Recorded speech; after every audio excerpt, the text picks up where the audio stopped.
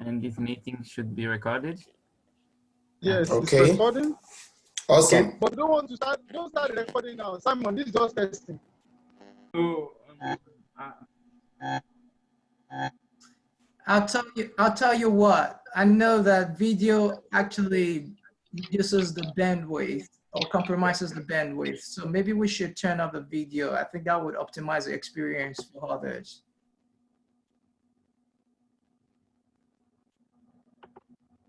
Is that okay? sorry, could you please?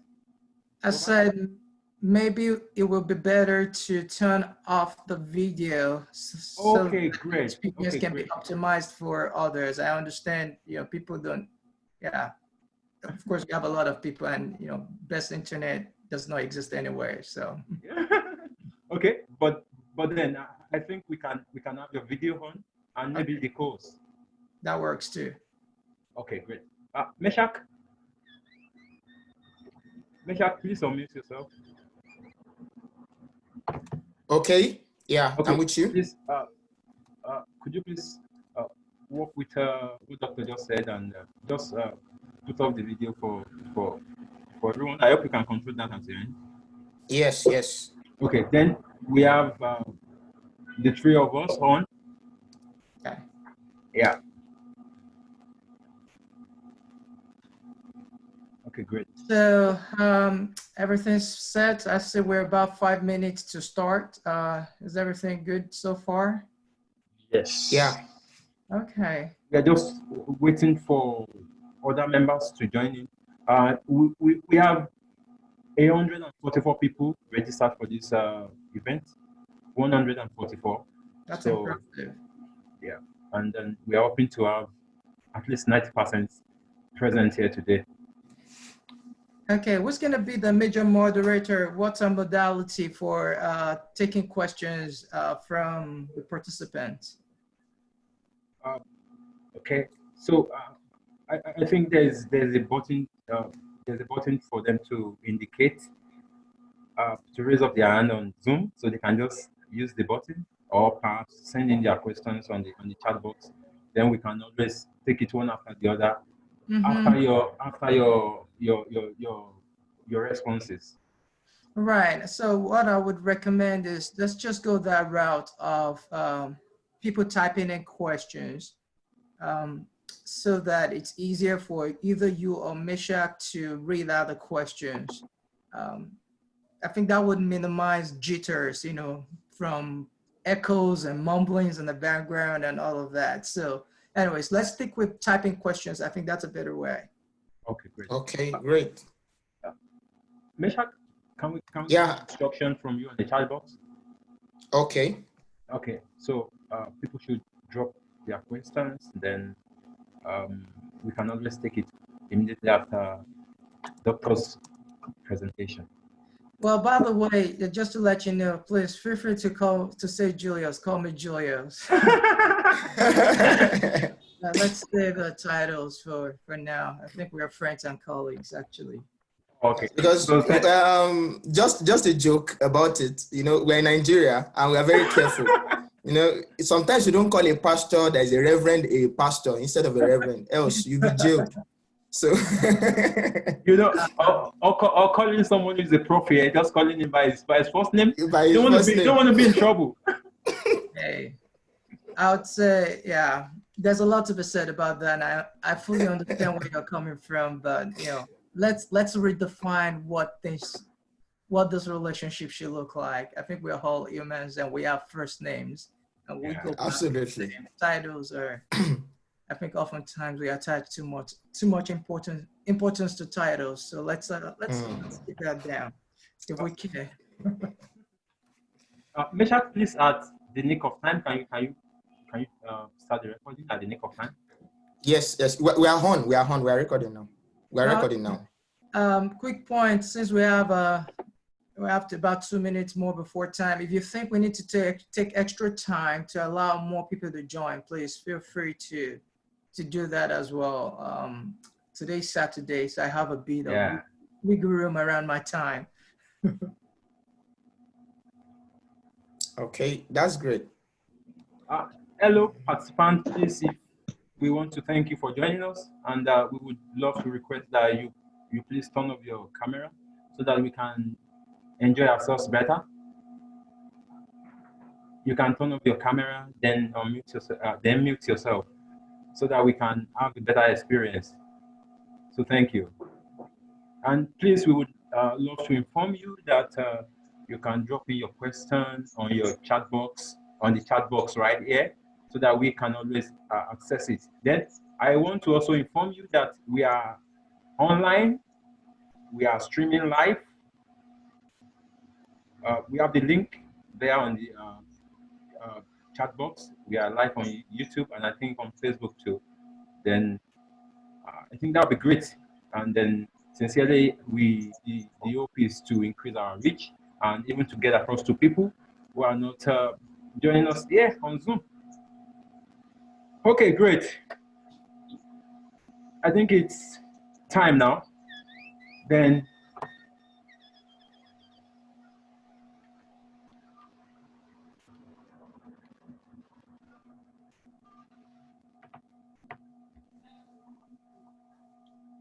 okay, great. Thank you so much for joining us.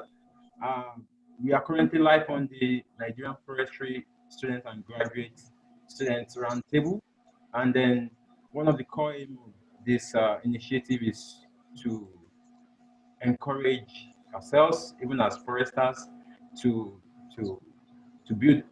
help us build up more courage, to get more people on board, to help more people to get more interested in this course. You know, we don't want some other guys to experience some of those things we experienced when we were admitted as forestry students, and that's one of the ideas behind this initiative. And then big kudos to Meshach for being there and also for coming up with this idea.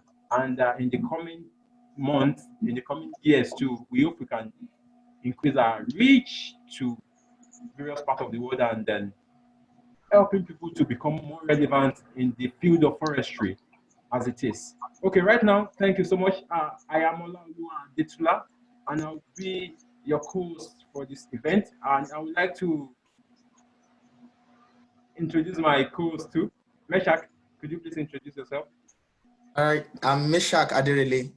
Okay, I'll be your host also. Okay, great.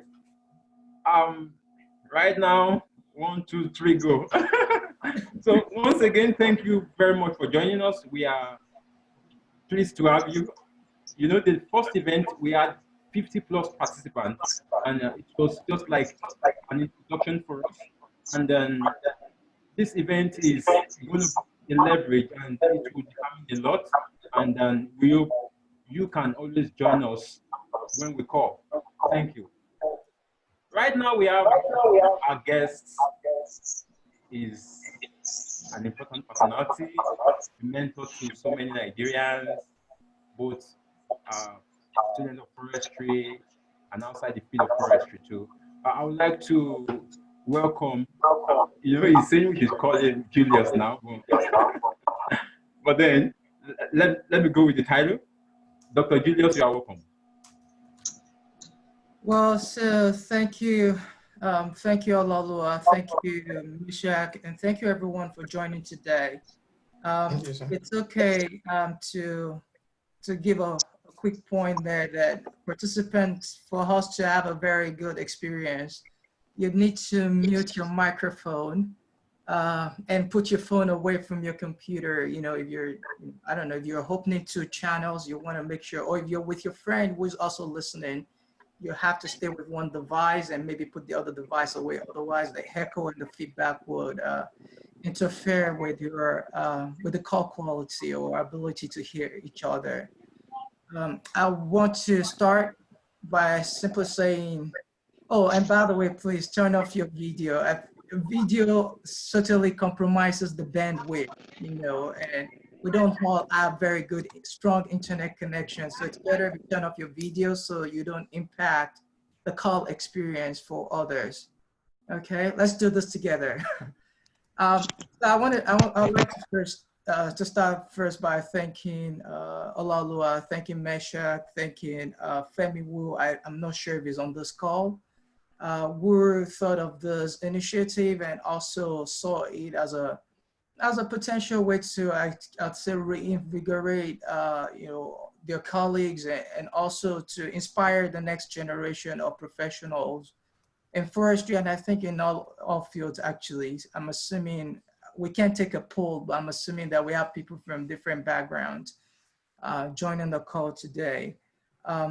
I also would like to recognize that we all, we probably all come from different angles of views and different persuasion levels, maybe even different interests. I hope that you can gain something out of a discussion today. Something that I would like to also check with Olalua on before I proceed is the structure. So Olalua, maybe you can articulate or at least bring the audience to speed on what the structure of this event is today so that everybody's fully aware of the sequence and what to expect, I guess, at the end of the session. Do you want to take a couple minutes to do that before I proceed? Okay, great. Thank you so much, sir. Okay, all right, like we've done, we've had the introduction, then also we'll be going to the major questions. Then after that, we take the question and answers from the participants. And a quick reminder, please, you can type in your questions on the chat box so that we can take them one after the other. Then after that, after the question and answer, then we have a share your thoughts segment. So Femi will be taking that immediately after the question and answer. We would like to take one or two views of the participants today. Then for now, I'm not going to say more than that. So Femi is currently online. Then we can take, we'll be taking that session. Then after that, we'll be having the a presentation from IFSA. And then we must sincerely appreciate IFSA for the support they've given us today. They are providing the platform we are using today. I think that's a big kudos to them and for supporting this event. You know, when they heard Julius will be online with us today, they were excited because from history we learned you brought IFSA to Nigeria, and it's one thing we are really proud of. And big kudos to Alex Onatunji. Is the coordinator for IFSA Ayufro JTF, and he's really doing great. Thank you for your support, Alex. And then after that, we make announcements for our winners today. Yeah, and just as a quick reminder, we'll be giving out cash gifts to individuals here today, 5,000 Naira for 10 participants. And also, like you all have received the essay instructions, then by next week, we'll be announcing the winner of the essay contest, and then 10,000 Naira for 5 people. That is personal development scholarship. Then, but today, begin at 5,000 Naira to 10 people, 10 participants. You know, we've started taking, people have started winning. yeah, we have our list already now. People have started winning. Now, yeah, I think that's great. So after that, if there's need to exceed the time a bit, we can always inform you. But then, I think we should set the ball rolling. Okay. Well, so thanks for that, Ololua. So I'm just gonna get started by maybe referencing a few things. Oh, by the way, I understand that the picture quality from my hand may not be very crisp. It's about 7 a.m. or actually 8 a.m. right now. And it's about to rain as well, so it's cloudy outside. So excuse if you can't see me or if it gets dark. Trust me, I'm still here. So as long as you're hearing my voice, I hope that would do for now. So I think 2 things I'd like to start with to introduce myself. Okay, by the way, my name is Julius Adewopo. Two things I'd like to talk about first is who I am and who I'm not. I think I should start with who I'm not. Number one is I'm not a motivational speaker. So I hope that you can all stay awake and not fall asleep when I'm talking. I will try to, I'll try to keep it as lively as I can. And maybe to also maybe speak to who I am. So I'm someone like you. I'm someone from among you. I'm someone who probably relates with your struggles and challenges in a lot of ways. But also I'm someone that also evolved together. I think I should start with the fact that I started my journey in forestry with a personal inclination to just, study forestry. I remember sitting for JAMB way back in 1999. I think towards the end of 1999, I enrolled for JAMB. And I had to select, the course. I never liked medicine. I mean, nothing in me appeals to medicine or makes medicine to appeal to me, but I wanted to also please my parents. So I remember selecting medicine as a first option, which I'm assuming a number of people too have done before. And I selected forestry as a second discipline, which is really what I would love to do. Turns out that, yes, I was selected in forestry and I never made it into medicine in OAU. That's Obafemi Awolowo University, for those who don't know OAU.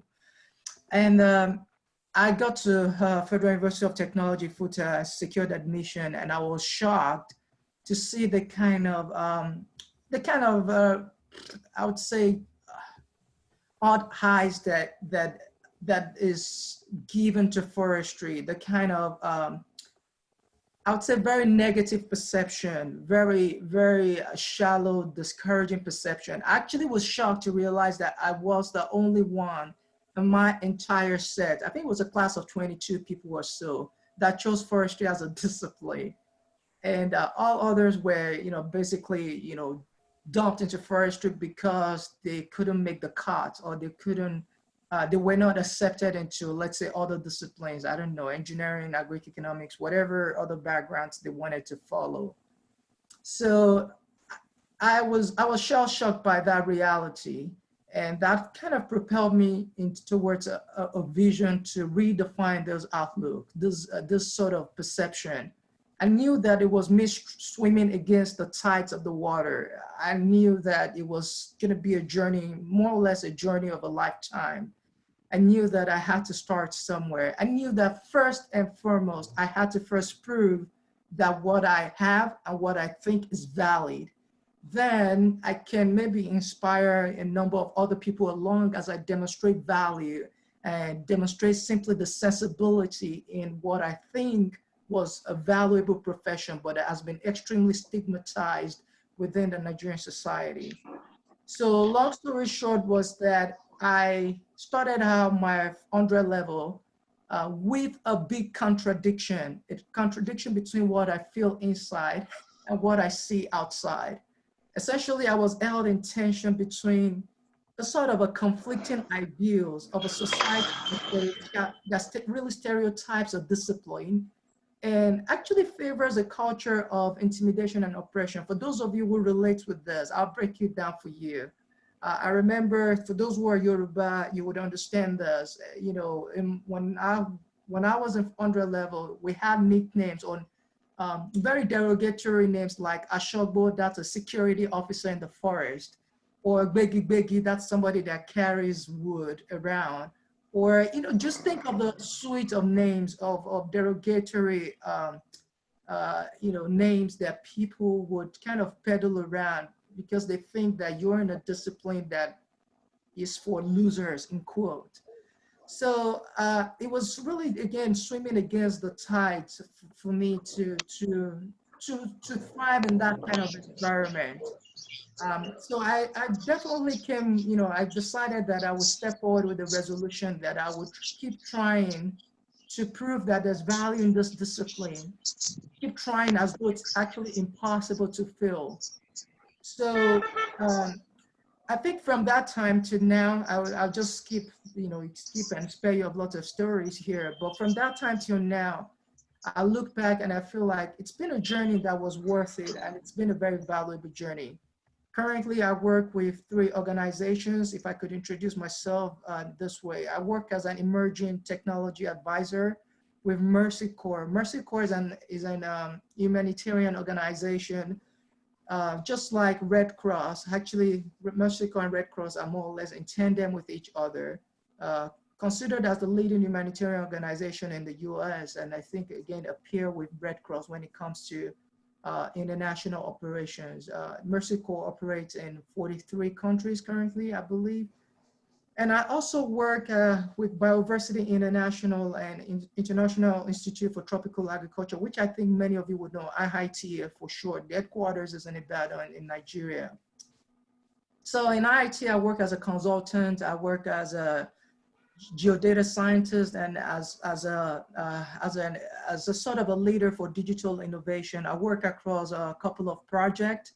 One is focused on digital surveillance of disease in agricultural systems. Previously, I worked on a project that was funded by Bill and Melinda Gates Foundation, and it was focused on introducing digital innovation to maize production systems in Nigeria, in Ethiopia, and in Tanzania. I was in Kigali. I think up to last year I was in Kigali. Currently I still work in Kigali, but now I just triage. I travel down to Kigali. The point being that I've had the privilege to work across several countries, work on diverse projects, work with people from different backgrounds. And this has been a very rewarding experience that really validates, remember I'm trying to connect the dot here. It validates that the assumption of that 100-level student that there's truly a value in this discipline, and all I need to do is to get the recipes, the tool set that I need to also showcase this to everyone that I come across, anyone that I'm able to work with, or anyone that actually comes afterwards to ask the question, should I study forestry or should I just throw in the towel and move to a totally different sphere of endeavor? So I think with this quick introduction, I don't think it's quick. I think that's a long introduction, but I hope that it actually sets the scene for those of you who are connected right now, that there's been a journey, and hopefully you can truly believe anything I tell you during this chat. Hopefully some evidence speaks to your interest here. So with that, I think I should take a pause. This shouldn't be a monologue, by the way. I think it should be somewhat of a dialogue. So I'll take a pause here and maybe allow Israel to also pose questions or make reflections on some of those things that I've quickly explained. Okay, thank you, Julius. We are so grateful to have you, and thank you for that intro. And I hope someone is motivated through that. Yeah, great. So let's set the ball rolling. To the first question, Meshach, can we have that from you, please? All right. Thank you very much, sir. Okay. Now, one of the things we can record from what you just said is the fact that you were exposed to opportunities. All right. You had information, and I believe that's one of the secrets to all this, to the dots you were connecting for us. So that brings us to the first question: that what are the opportunities young graduates, like undergraduates and young graduates, are blinded to, like that they don't see that exist in forestry, and what do you advise them to do about it, assessing these future opportunities? Okay, so thank you for that question, Meshach. I'll answer the question this way. For those of you who have, I guess gone through 100 level, 200 level, or 300 level, or those who are already graduated, who've already graduated from forestry. Forests in themselves, they speak to you about what you should be doing, I think. Forests are so diverse. They serve multifunctional purposes. There are different angles to forestry as a discipline. You have the forest chemistry or wood chemistry, as I say. I remember back in the days. You have the chemical you have the biochemical interaction, which of course lends credence to why people study the biochemistry of forest or even of forest product. You have the diversity that exists in the fauna, that's the animal and the plants that exist within forest. The point I'm trying to drive home for you is that there are very many opportunities that we don't see in forestry in terms of how it connects with every other discipline, every other thing that you ever want to think about as your, let's say, natural inclination. I remember back in the days, and I'm gonna give specific points here, but I remember back in the days that I was going through a class on forest management, and I didn't understand, well, when I entered into the class, I first didn't understand what that was about, but as I started to go through the, the lectures, I started to realize that this is not just about forest management. This is about organizational management. This is about leadership. This is about product and, marketing and all of that. So the point is, I think in forestry, the first thing that students get blinded to is the possibilities in the discipline. And maybe this even wraps up lots of points. Yes, maybe I've oversimplified it. I think the first thing that you have to do, is that you have to let your mind fly and imagine the possibilities, the connection of forestry to every other discipline. And maybe to be more specific here, yes, you could go through all the classes and get all the grades of A's or B's or C's, whatever you want to get. But that's not just all that is required for you to succeed in the discipline, just like in every other discipline. You need the soft skills, you need your communication skills, you need your ability to be versatile across multiple frontiers of disciplines. You need to also understand, networking. All of those things becomes critical for you to succeed. You don't just need a certificate, but also you need certifications. So back in the days, I don't think I did this well, and maybe this is an advantage for those who are here. You can already start to think about certifications in forestry. It doesn't take you anything to spend extra time that you have to prepare for, exams related to, let's say, forestry. Exams that is related to digital tools.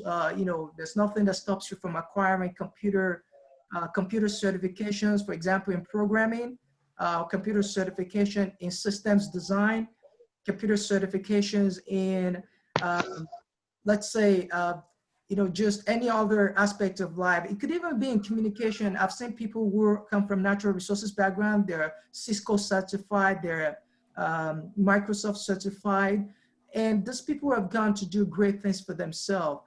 So the point is, I think a lot of times students become overly fixated on forestry as a discipline, but not also on the connectivity between forestry and every other thing that is happening in the world and in their world. Second thing, of course, will be service and leadership. So oftentimes we're inclined to think that we're coming to the university to get a certificate and that's about it. You are very wrong if you think like that. There's a lot more to life. You have to think of how you add value to your community, to your service, to your community, to your university, to your country actually, because that's really what would elevate your thinking about, okay, what else can we do to make this place better? Leadership, it's of course for your community, but also it's for you. To live life in a purpose-driven way, you really have to understand that you're accountable to some other people, and there's nothing that brings that out more than leadership. So your ability to put yourself in leadership position, no matter what it is, if you're going to be sweeping the floor across your department or your faculty, make sure that you're the leading sweeper. If you're going to be mopping the floor, make sure that you are the leading floor mopper, the best mopper, the best floor cleaner that the world has ever known. Make sure that you are. And I'm not going to belabor that point. I think one more point that I want to articulate relative to that question is your ability to diversify and expand your professional horizon. I think I've touched on this, but I cannot stress this enough. You really need to think about how every class relates to the world that you live in, how every class, how every, even the project you're doing, think about the bigger picture. How does it relate to every other thing? And I think these are critical things that we're often blinded to, that we don't see and discount our possibilities as forestry professionals. I'll stop there so that you can take other questions. All right, thank you, Oh. Julius. That sounds great and amazing. Right now, to the next question. How do we make ourselves flexible for success and perhaps switching from one career to another? Because one of those things we see in this part of the world is that, permit me to use that word, that there are uncertainties, and that's the truth. So how do we make ourselves flexible enough to switch from probably the career of forestry to another, or perhaps any field? Any field. You might want to look at it from the forestry, switching from the forestry perspective, and also to help some of our participants who are not foresters who are currently online. How can we make make ourselves flexible to switch from one career to another? Okay, so good question. I think I already started towing this line when I started talking about your versatility as a critical criteria for your success. Remember though, I'll paint this picture. I thought I'll mention this later, but I can say it right now. Remember that we're all, everyone here, I don't know how many people are on the call right now, but however many people are here, we're looking for one single thing. We're all trying to get to a single place. And that place is a center called success, okay? That's a center we're all striving to reach. Some people try to reach that center through medical sciences. Some people try to reach that through engineering. Some people try to reach that through, I don't know, geoinformatics, GIS, or whatever discipline you want to think about. So you shouldn't lose focus on that your goal is to succeed. And to get to that place, you know, that central place, of course, I think forestry is an option, yes, and there are other options along the way. You may have to navigate the pathway for connecting forestry to every other discipline. Actually, let me say this, just so you know. I think you all, and I think many people don't realize this. I realized this later, that you are truly, truly lucky to be in forestry, okay? This is not pep talk. You're lucky because forestry is your least cost pathway. In GIS, I have a geographic information expertise. I've acquired that along the way. And one of the things, actually you all do, I mean, you guys have used GPS on your phone some way or fashion. You've used the GPS on your phone. All of the routing that occurs from Google is based on least cost pathway algorithm. The least cost pathway, you know, shows them how you can get from point A to point B in the shortest time, because that's a cost. Sometimes it's money. Sometimes it's, of course, maybe the energy that it's going to take for you to get to that point from point A to point B. But the point here is that your being in forestry puts you in the path, in the least cost pathway to get to a central place called success. So a few things you have to do, even though you are in this least cost pathway, is number one, you need to have a resolve to stand out, okay? Stand out in terms of do what others are not doing. The truth is that this is not a congregation of all forestry students in Nigeria. I'm sure there's just few people that really just wants to know a little bit more. So why don't you, I would suggest that you should do yourself that favor to make a resolution that you want to stand out by doing what others are not doing. Take exams that others are not doing. Take courses that others are not taking. Go for certifications that others are not going for. Think of conferences and you know, events that others are not thinking about. That's one of the ways you can broaden your horizon, you know, broaden the way you actually see the discipline. That's number one. Number two is that your journey may not be linear, okay? I'm saying this because oftentimes people think that you go from forestry and you suddenly become this very successful person or this authority in you know, the discipline respected in the society. It doesn't always work that way. And I'll tell you why I think so. It's from my own personal experience. Yes, I was very focused and very committed to forestry and anything that connects to forestry. But at some point, I remember during my master's degree, I received admission and assistantship for forest sciences. And my project, actually my advisor was working on a project that is focused on wood engineering. So my central project was on wood engineering. But guess what? I learned about GIS. I heard about GIS. I felt like it's something that clicked with me and resonated strongly. So I talked to my advisor and I said, can I enroll for this class, even though it's not the core focus of my degree pathway? And he said, yes. So essentially what happened was that I sat in the class, even though I was not formally enrolled for the class. I took every test, every exam, and I really emerged. I did well in the class, and that gave me the footing, because it was an introductory class to GIS, that gave me the footing or the requirement to step into advanced GIS classes. So this really helped to eventually, guide me towards this path of, okay, there are other career options, even though I'm in forestry, but also I can add value in management. And I'm saying this, I'll give you a clearer picture here. So I've worked in a Fortune 500 company as a compliance advisor.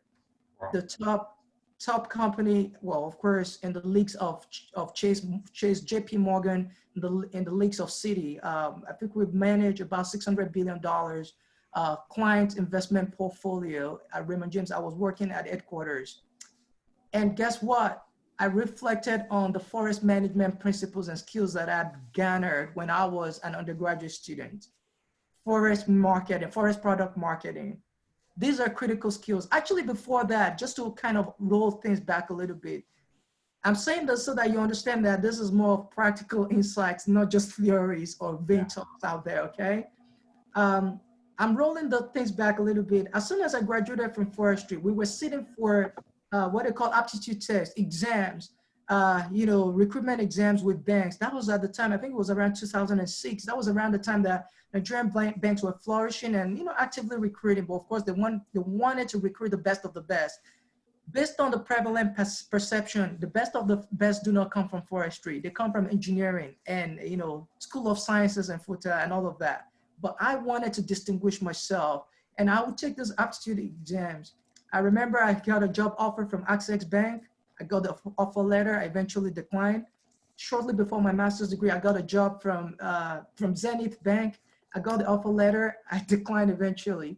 The point being that I see how my discipline connects with every other word. So I've successfully moved from this, interest in financial sector and all of that to a place where I'm leading project. I am working on digital innovation.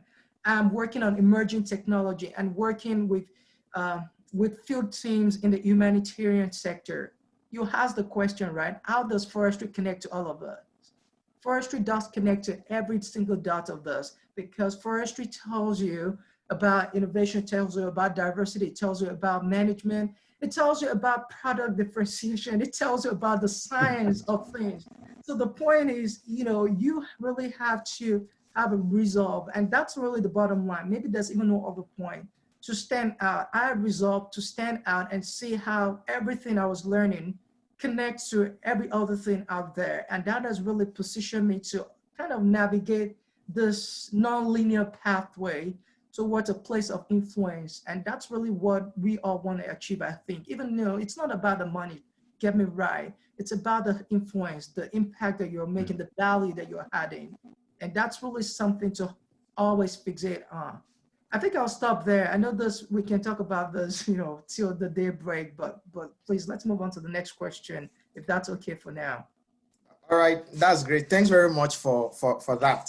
At least one of the things I can pick here is you spoke about resolution that we should resolve. So that people should determine who they want to be and not allow whatever they've been going through in the past to determine them.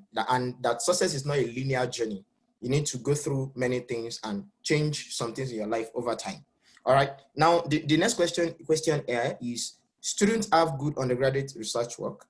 While we're in FUTA back then, I helped some people, do a few things in their project. And when I see those topics, they are good topics, and everything just there on the shelf. Why? Because they couldn't proceed with it, because if they are to do that same research at a big level, they will need funding and all. So how can, at undergraduate level, how can we connect to funding opportunities for research works? Because we always see that probably at master's, PhD, it's easier, but at undergraduate level, is there any possibility, or are there any possibilities for such? Oh, goodness. So that's a tricky question, actually. And, you know, I think we're situating this question within a context of Nigeria. So I'll answer still everybody in Nigeria. I think as an undergraduate, yeah, your research work can be quite compelling. You know, even maybe you have a very grand, novel finding that you think is ready for the world. And maybe you need more funding to advance that. Breaking news is that it's hard to get funding as an undergraduate student, right? But you should also fixate not just on the moment, you should fixate on how you build things up. You know, as I always say, you don't grow to become from a twig, that's a small little tree that is coming out of the seed, to a full tree overnight. I think the first thing you should do is to really internalize the big picture of your project and create a mental roadmap of what really do you want to achieve with what you're studying? What problem do you want to solve, okay? I would say a lot of, actually you're right, by the way, Meshach. I think statistics shows, just to back up your claim here, statistics shows that I think 95% of every research, this is not just about undergraduate research, every research that is published, 95% of them ends up in what we call the publication graveyard. They don't lead to any change or transform a society. But the point is, I mean, maybe to your point about funding, I really think that you stand more chance, and I'll have to give you honest feedback here. I think you stand more chance of securing funding at the graduate level than at the undergraduate level. But your undergraduate level is a foundational block on which you build that prospect of funding at the graduate level.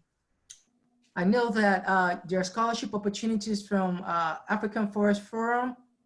It's not always there, that's the truth.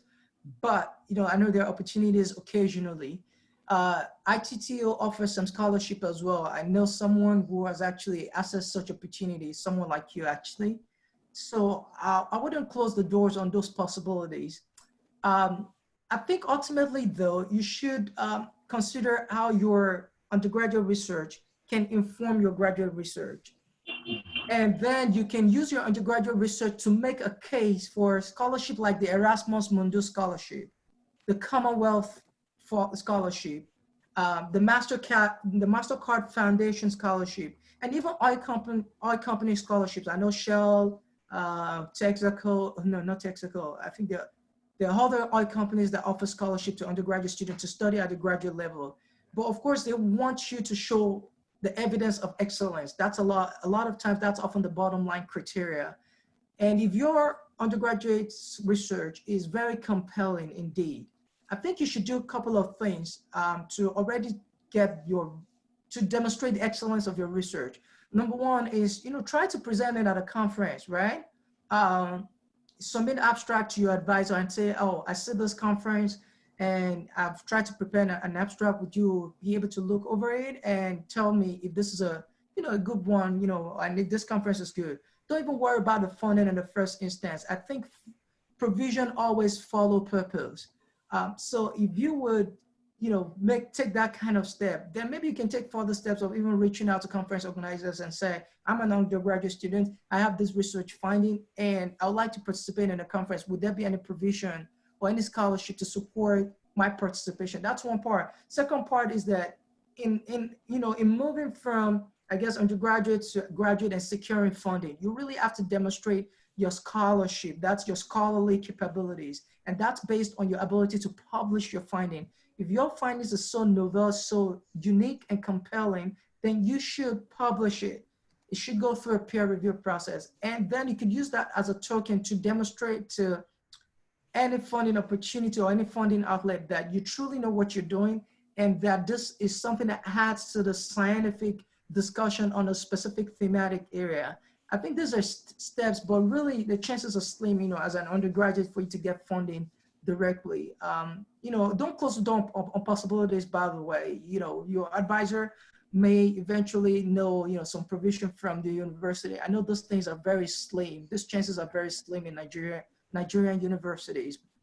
But I think it's better to keep on trying as though it's impossible to fail. Explore every possibility to get your findings out and build it up, towards a big picture of how it solves a specific problem, either in the scientific, it could be in the general context of, a society or, a specific gap in a scientific thematic area.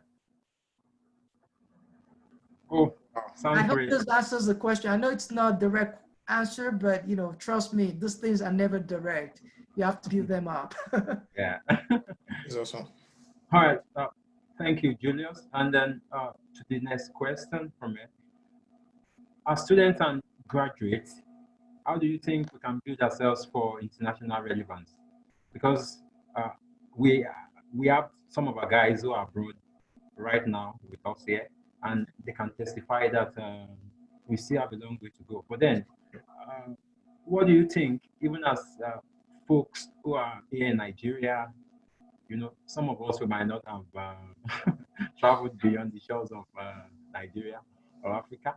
And then, how do you think we can make ourselves relevant internationally, on the international scene? Okay, not leaving Nigeria, you can still match with people out there on the international level. Right. Very good question. And I think I have heard this question a number of times in different quarters. First things first, to manage expectation. This will not happen overnight, okay? Take it from me. It's gonna take upwards of 2 to 4 years for you to even make a decision right now about things you want to do. Probably take 2 to 4 years time horizon for you to get to a place of starting to see fruition of your invested effort. Okay. I understand that this may not be a very, very good news for someone who has graduated, who is ready to launch, so to speak. But still, I believe that it's a very good timing. There's no time that it's too late to start to take some actions. And I'll talk about those actions shortly. As an undergraduate student though, I think you are again in luck today, because now you know that you can hopefully start to take some practical steps. Last year, I think I was having a reflection on where at least where I was at the moment.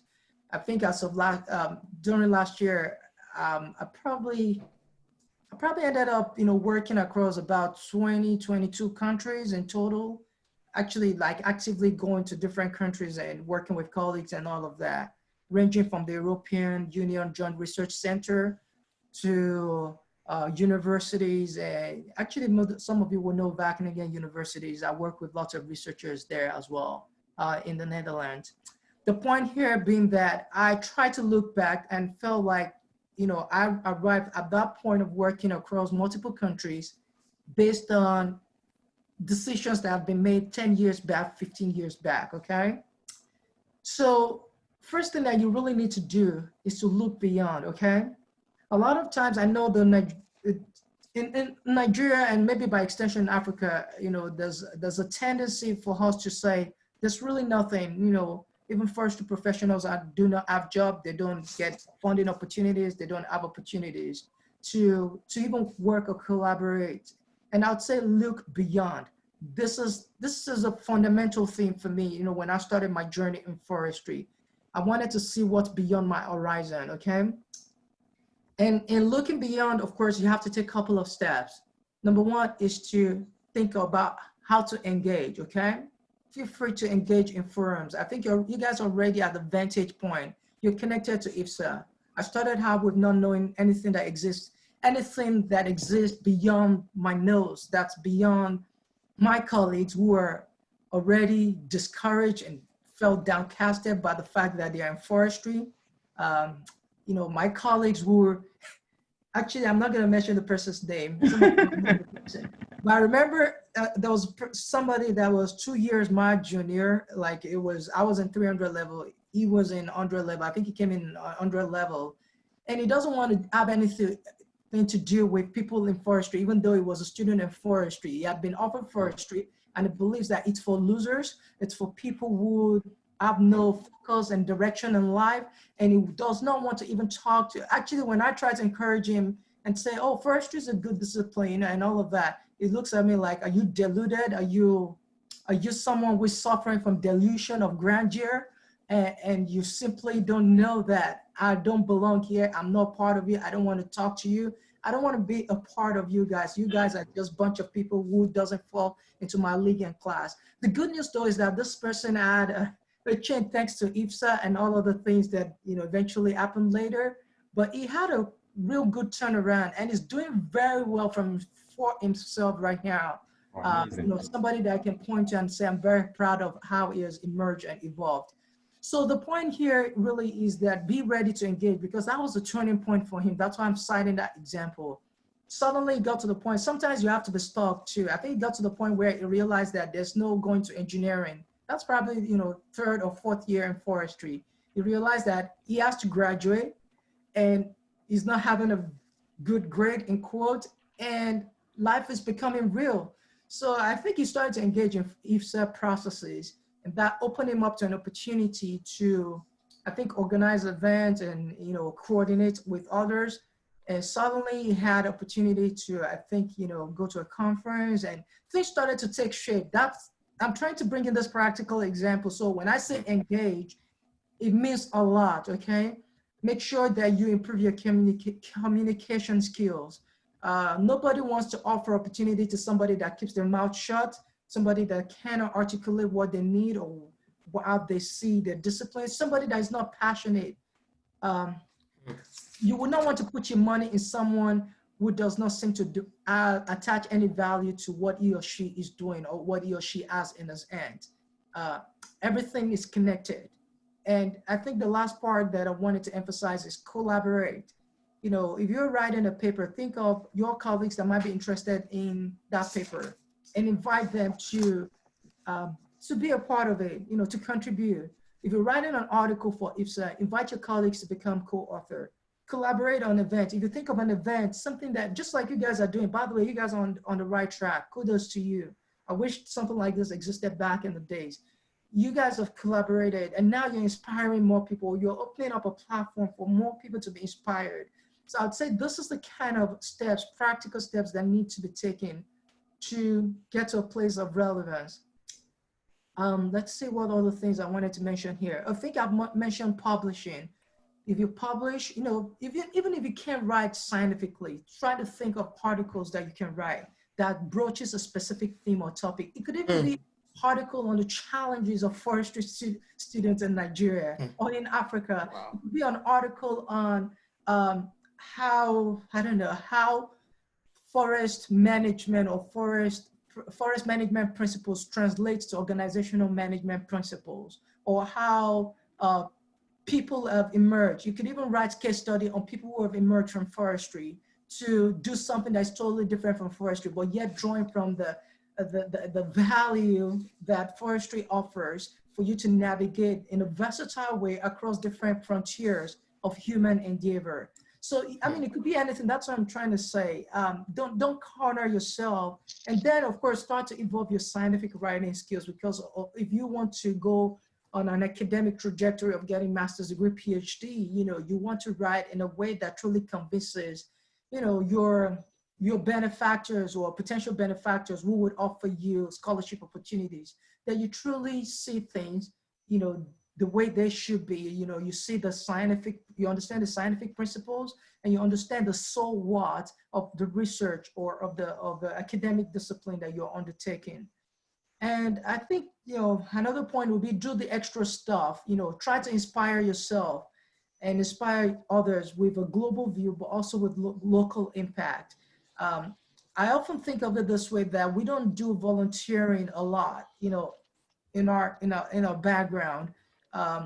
And a lot of times it speaks of volume in your resume. Your resume, by the way, needs to be good and also speaks to this versatility as you evolve in your endeavors. So, you know, volunteer to, I don't know, volunteer to pick the leaves and the papers in the campus, volunteer to lead a group, to advocate for a specific right, volunteer to, I don't know, organize a conference, volunteer to, I don't know, just do anything that adds value, essentially. I'm just trying to kind of come up with those ideas on the fly, but you guys can already think individually about, you know, what are the things that I could just even volunteer to do? And of course, it goes on my resume that I did this or I supported this. I helped, I don't know, 100 students, 1,000 forestry students to realign their career priorities by offering, you know, a talk session.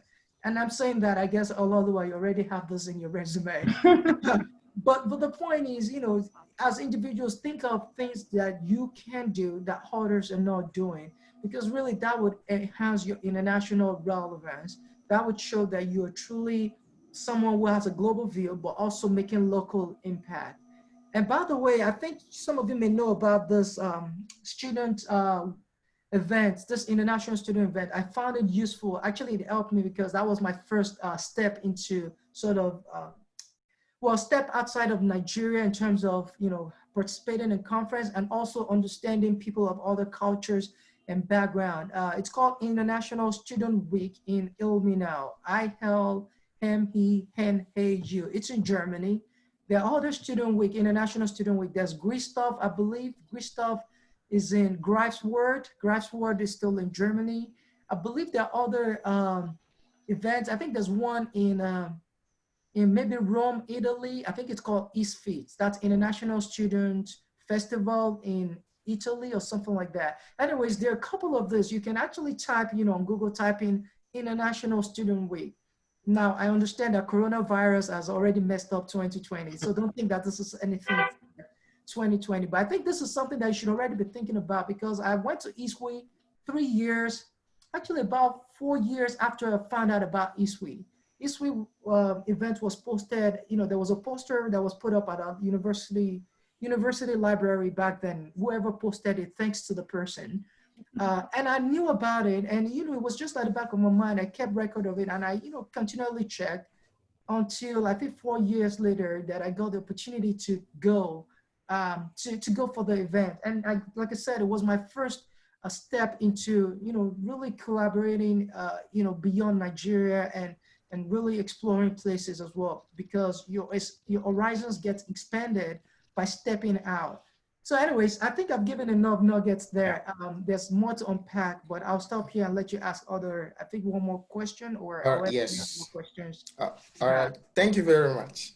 Okay, I think even, okay, thank God this is streaming live on YouTube and you are recording. So you can always go to check it again, because I will have to see this video all over again to get the full understanding.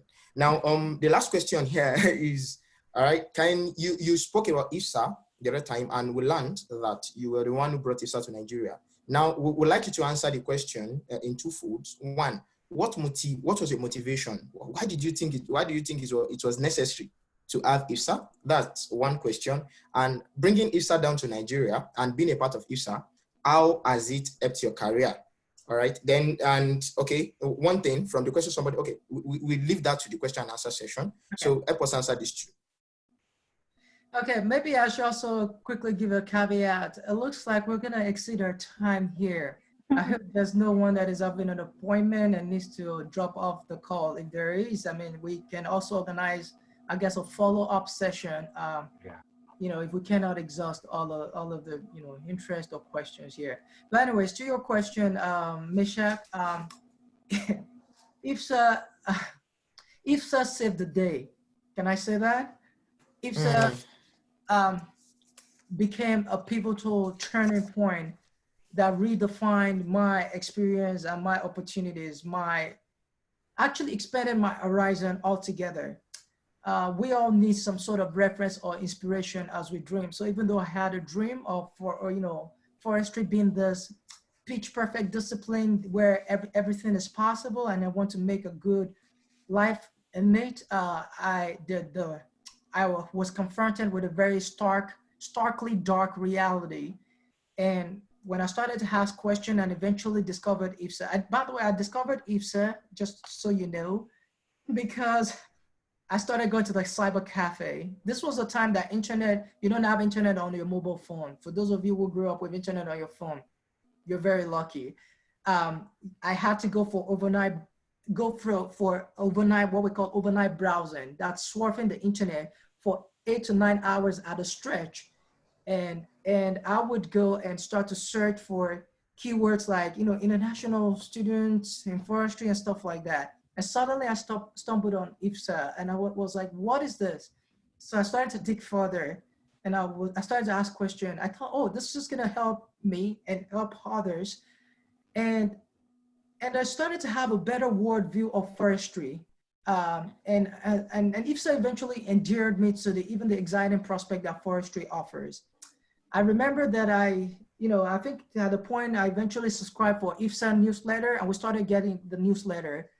And I would read the newsletter so religiously. I was inspired by pictures, these things are, so these days you guys have graphics and lots of media files, and you can share at the nick of time. Those were not existing back then. So the newsletter, which of course we'll probably receive, I guess, once a year or once in 6 months, came with pictures of events that other students in other countries were doing, career opportunities, jobs, scholarships. And suddenly I felt like, oh, there are truly opportunities out there. There are no opportunities in Nigeria. So I have to do more to connect. And one of the things that reeled me in was the exchange program. So I started to think, I think it was in 200 level, and I started to build up this prospect of, number one, we have to be fully registered and pay our association dues to IFSA so that we can be recognized, because that was a requirement or prerequisite to participate in the exchange program, which would come up, so normally forestry students, you have to go on IT in 400 level, and I was in 200 level. I knew that, there's a potential to travel outside of Nigeria for internships. So I said, okay, this will be a good path to follow and something to work out for myself and my colleagues. And of course, bring that up as an evidence that truly there's opportunity here for those who are discouraged. Long story short was that we enrolled, and eventually I processed exchange program application. I think I was the EP officer. I was the president and I was the exchange program officer.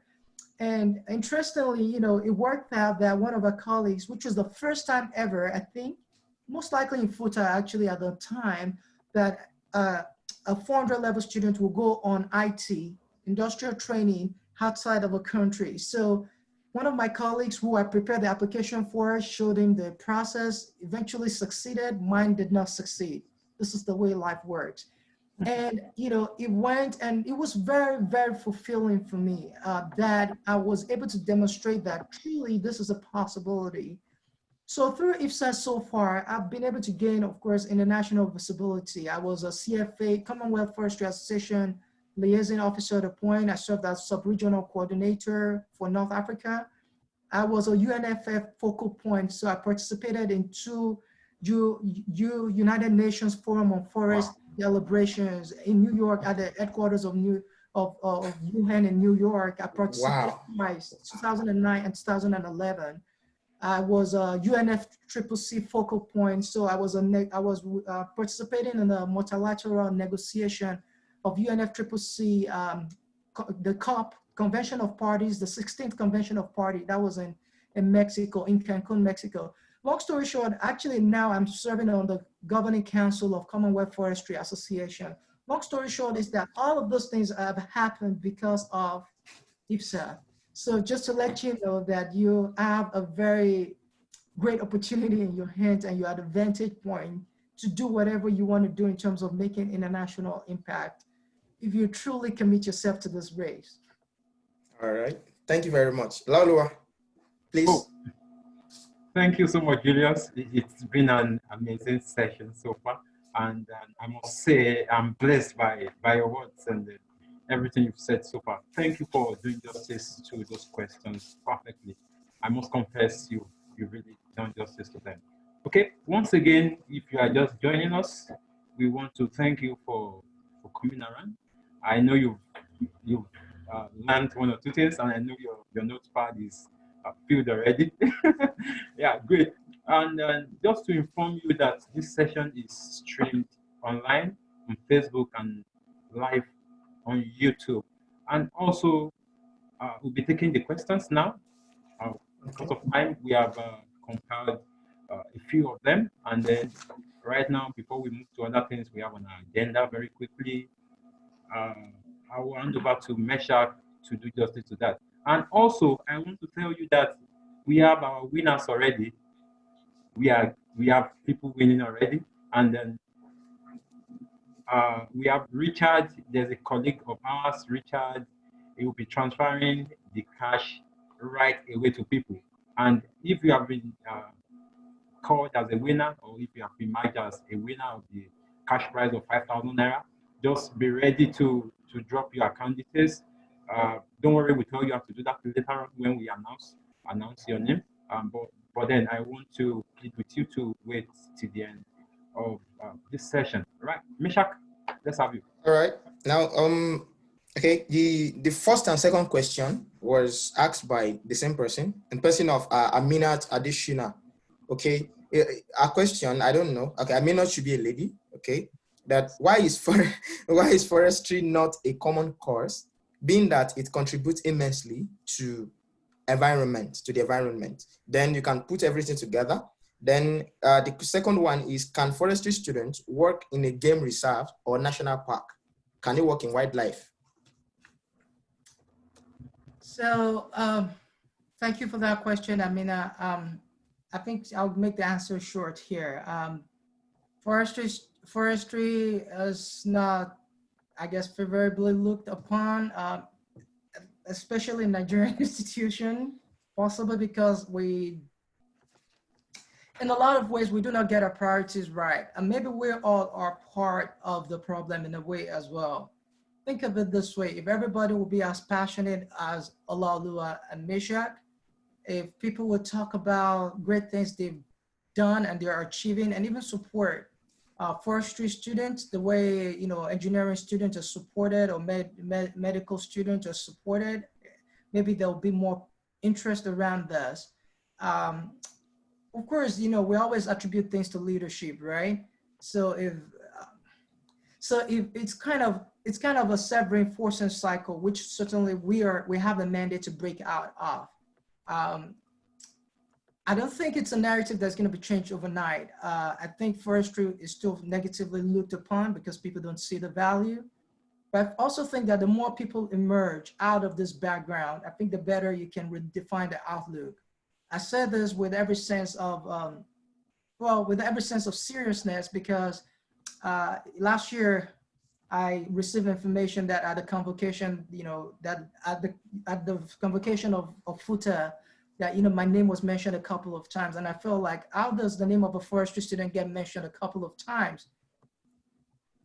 Because maybe Julius has done few things, because there was an award that I've won a couple of awards. I was inducted into the Hall of Fame of University of Florida, by the way, about 5-6 years ago. The point being that, I think it's a narrative that is prevalent, and it's not going to change overnight. I think it's the onus is on us, you and I, to change this perception and this view.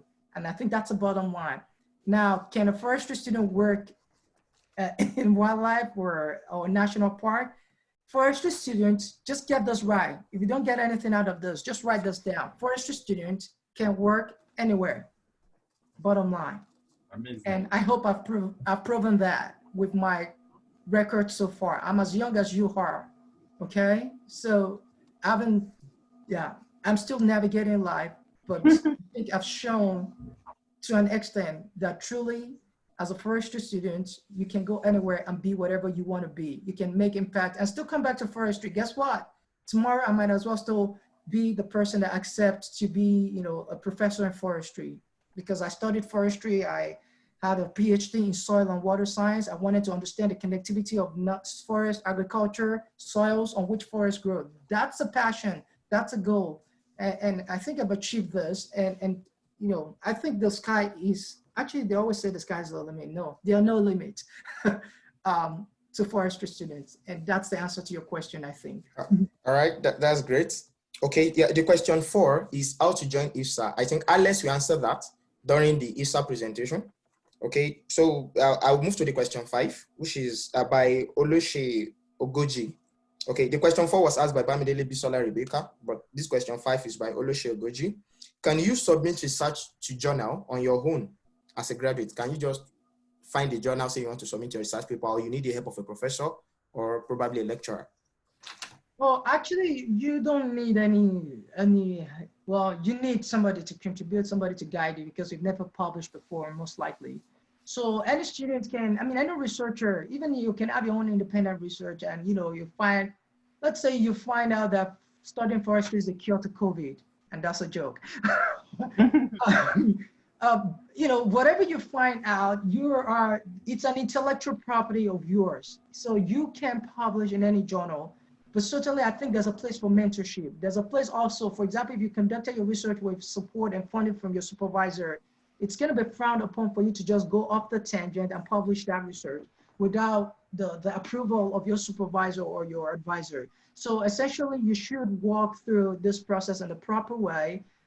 You know, if somebody contributed, if somebody can contribute, make sure you collaborate with them and get their approvals before you submit to a journal. Now, you probably want to ask a question about the cost of publishing. That's a totally different subject altogether. Yes, it may be costly, and maybe that's where your supervisor comes in, because if he sees your research as truly compelling, they might be able to get some university resources to publish.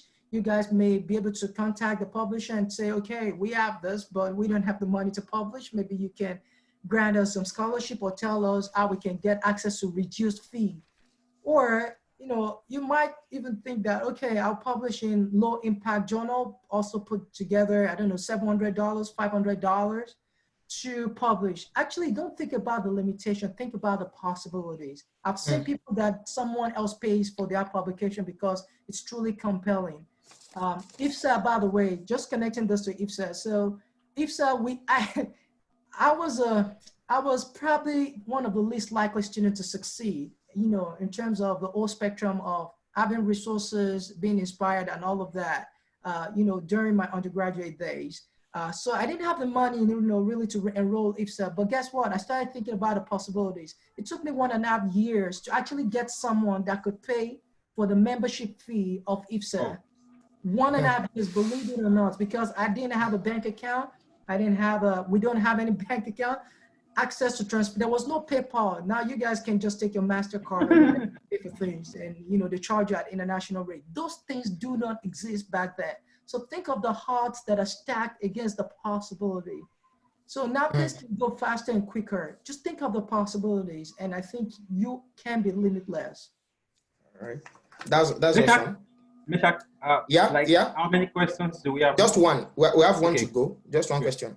All right, by Francis Damian, though you already answered it during while you were speaking, but I'll still ask you, say, is success in forestry based on impressive undergraduate results? Okay, bottom line, succeed by all means. Make sure. well, I mean all means positive, okay? Yeah. But yes, I think it's one of the boxes you should check. You know, don't get a third class. Now, be as it may, I've seen firsthand someone who graduated with, I think, third class or a pass from forestry, and is really, really doing great. I mean, doing exceptionally great right now. I'm not gonna mention his name because I think you guys might know him as well. But also, you have a story to tell, right? You want to put yourself in a position where you are more likely to be favored for a scholarship. Nobody gives scholarship typically to someone who has third class. They always, even the jobs that you prospect for those of you who have graduated, you always see something like, you know, you cannot even apply except if you have 2-1 or if you have first class. So I would say, you know, you should try. It's your responsibility. And I understand your reality. Sometimes there's frustration in the system. Can I give an example, even though the time is really running out? But I'll give a quick example so that at least you will know that all things are possible. My first semester in forestry, in FUTA, and I think it's the first time I'll be sharing this with a larger audience. My first semester was quite, was quite bleak, okay? Because I think we finished the first semester. I thought I'd got all my T's crossed and all my I's dotted. And I think the results were typically delayed. So it was delayed till like the first day or one day to the day where we were gonna start exams for the second semester. And our results was released. And guess what? I saw a result that till today, I believe it was not my result. I had a GPA of, I think 1.86, okay? Oh. And that was one day to second semester exam. Think of what would happen to my psyche. I was totally, in quote, messed up, okay? And I remember that second semester exam was even worse. The result was worse. I think I had a GPA of 1.53. But guess what I did? I said, I don't think this is my result, but the only way I could prove it is by excelling subsequently, okay? So I said, here it is, Julius. You can't have any GPA less than 4.0 till you graduate out of FUTA. So guess what? That's what happened. 8 semesters in a row. GPA was consistently, I think, probably 4.2 and above, and I eventually graduated with a GPA of, I think, 3.86 or 3.89, okay? So this is just to give you a quick picture. I know that I've glossed over what I did, including reading on trees. I really mean that. I climbed a tree to read. But the point is, I was determined that I cannot afford to graduate with a 2.2. Not, I cannot have a double whammy where people are already looking down on me because I'm in forestry. And then on top of that, I'm at a disadvantaged position because I have a 2.2 or I had a third class degree. So anyways, even if you graduated with third class, I hope I've spoken to you as well. It's not like it's a done deal. There are opportunities, there are things you can do because I've seen people do it. I'm not saying this. I know a personal friend who has done it and it has worked for him, even though he had third class. But if you're an undergraduate, do all you can to make sure that you put yourself in a more likely pathway to be favored or to be considered as a favorable candidate for opportunities and scholarship. I think your life will be easier and better for it. That's it. All right. Thank you very much. I think we move to IFSA's presentation shortly now. Yeah. Right before IFSA, Julius, I'm aware that we have some guys joining us from other parts of the world. At least I know a few. Fisola is joining us from Copenhagen, University of Copenhagen. He's currently online. And then I know a few other guys. I know Jane is joining us from Copenhagen too. Please, can you say one or two things to them? Those Nigerian students or African students abroad, how they can, what do you have to tell them? What do you have to tell them very, very quickly before we move on?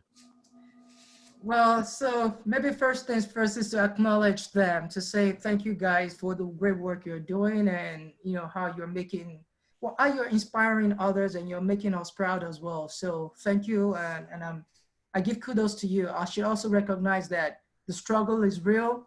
I will not by any means take away from the fact that you are navigating uncharted waters for you, experiencing new cultures, experiencing new educational systems, and maybe even facing lots of uncertainties in terms of what comes next. How would you get a job? Are you going to go back to Nigeria? Do you have to go back? Should you plan on advancing? So bottom line, maybe a key nugget that I should give to you. I don't think one thing will summarize my whole journey so far, but a key nugget that I should give to you is that you should focus on adding value to yourself progressively. Studying outside of Nigeria certainly is a benchmark, or it's something that is an advantage, right? But also there's much more to life and to really succeeding beyond, being wherever you are. I think you should not back down on leadership opportunities. I think you should not shy away from, for example, even learning new language, because it might help you to integrate and to also demonstrate that you are truly advancing, yourself. I think last thing is you should not shy away from, exploring disciplines that are outside the confines of what you're studying. I just gave a clear example of how I stole the pathway of GIS So essentially, maybe I should give you this picture so that it can be clearer. Essentially, I have 2 master's degree, and you can imagine how hard this must have been. So I had a master's project that was focused on wood engineering, and I was testing the mechanical strength of wood properties, the shear strength, the perpendicular stress, the parallel stress, and all of that. And at the same time, I was doing a project. I started personally a GIS project that was focused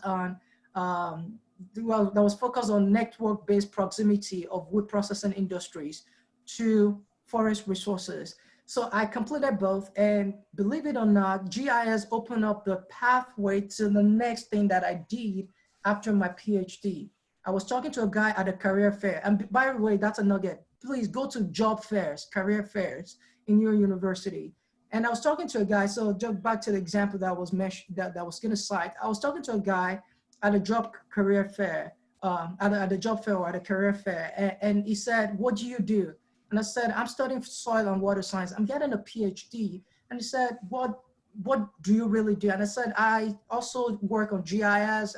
GIS can help you to optimize, decisions relative to locations, location of people, resources, and all of that." And he said, "Oh, we're looking for people in the analytical team." And guess what?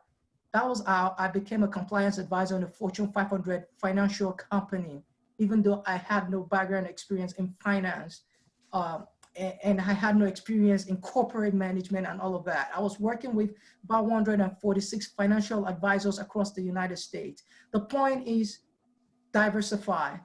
Think of how other skills can complement what you have, and I think you can do the impossible.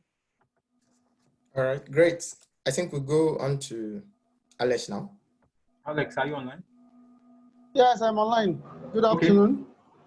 Alex, can we have you? Yes. We have limited time. Yeah, I think I have your slide. Let me share your slide so that we can get started.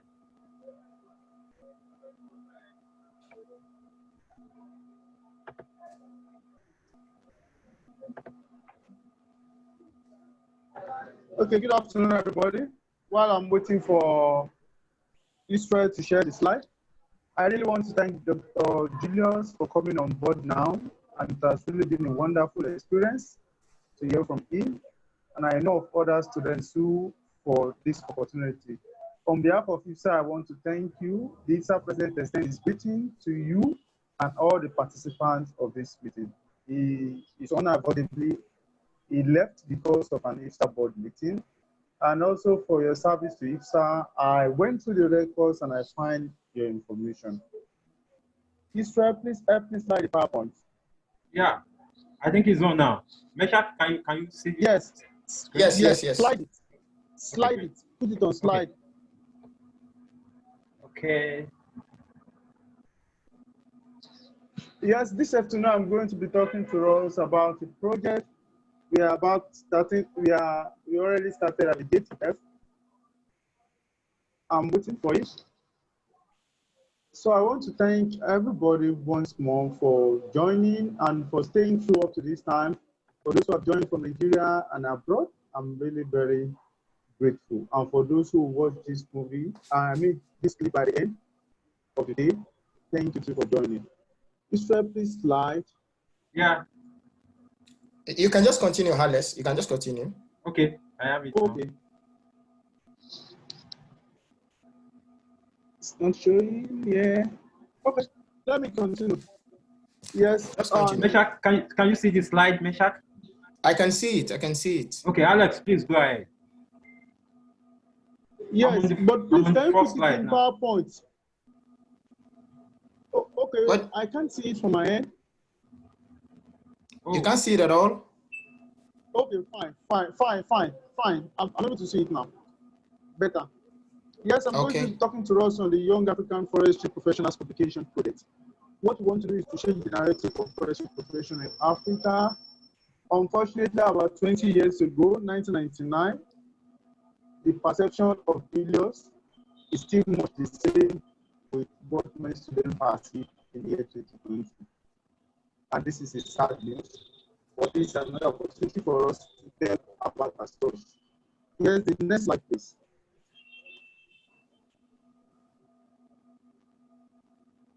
Next slide. Okay. Can you see it? I think the network is not simulating the slide very fast. Okay, I think Meshach, can that's you where we see the have the next issue. slide? Can you see the second No, slide? no, not yet. I'm on next slide now. The slide 2. Can you see it? No. Okay. Okay, let me continue. I know what I was to say. Yes. Okay. This project, what we want to do is this. For the next slide, we're going to, I was just to quote Samuel Adewopo, or no, Samuel from UBC, who fortunately, Dr. Julius Adewopo was one of those who inspired him. Yeah, Ayanleye Samuel. Yes, but please, I don't know why it's not showing. I have the slide up already. I don't know, maybe the network. Okay, maybe you stop sharing, then start sharing again, please. Okay.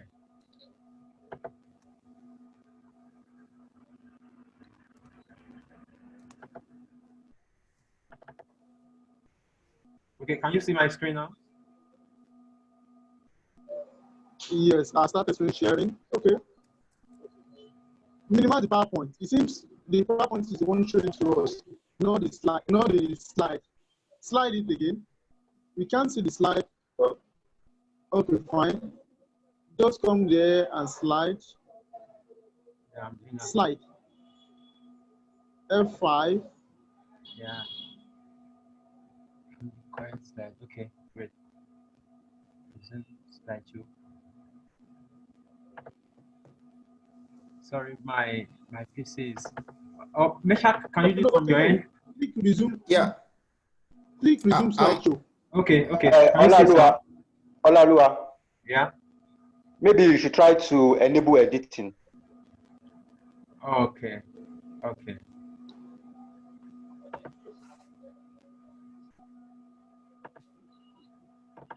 Sorry for the glitch. Okay.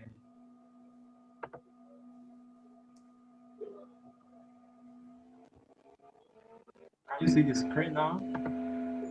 Okay. Slide it now. Can you see it on the second slide now? Yes. Fine. Yes. Good. I read and quote. It is no more news that forest is not very glamorous in some African countries, including Nigeria. But getting to a developed country that values environmental sustainability, like Canada, has changed my overall perspective about the forest sector. It is a well-respected piece. The country generates more revenue for the sector. This is Samuel Oluwafemi Ayeleye during a webinar on the WhatsApp group last year. Samuel is currently a Master's of Science student for candidate at University of British Columbia, Canada. The next slide. Yes, one of the things we need to know is that Africa is the world's youngest continent as of 2019. Almost 60% of the population in 2019 is under the age of 25 years. That is, we have quite a lot of youth, and we need to create jobs for them. We need to create opportunities for them. Otherwise, we keep having problems, insecurity, and otherwise. Now, there is a need to raise awareness of the career opportunities that forestry education can offer to young people and to counter existing negative challenges. Those pictures at the background are that of the Northern African Economics in 2018. Yes, what do we want to do with this research? With this research, our aim is that is a novel research approach because it's an African solution to African problem. We believe in this African desires slogan of the AU, that is the African Union. And what this project is aimed on 3 things. One, we're going to share success stories for young African forest professionals. We're also doing a simple research on forest education in Africa. We are going to be researching to know more about tertiary institutions of forestry around the continent. And lastly, we're also going to be reviewing networking organizations that forestry students can benefit from. Yes, today it's more like many of these projects. If you look at it, Dr. Julius Adewopo shared his own personal stories, and that have quite inspired a lot of us. Two is that for the networking organizations, he particularly mentioned that it's a safety thing. And now looking at the final product. The final product of this is that we need more people, we're going to be publishing a book to enable people to make more informed choices about careers in forestry. And that there are really opportunities that exist in this sector. For example, we're going to be distributing the hard copies to all institutions offering forestry in the whole African continent. And this is a mega project. We're not sure if any have been done in this similar level before. Also, the electronic copies will be available.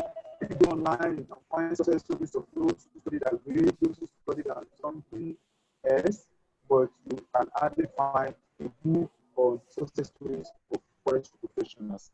So this is what we aim to do. And the last line.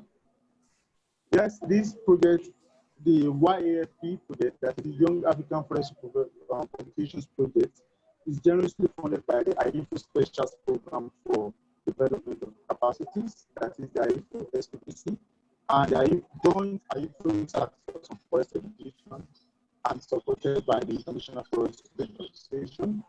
You can learn more about the project from our website, isa.net/IFO Africa Project.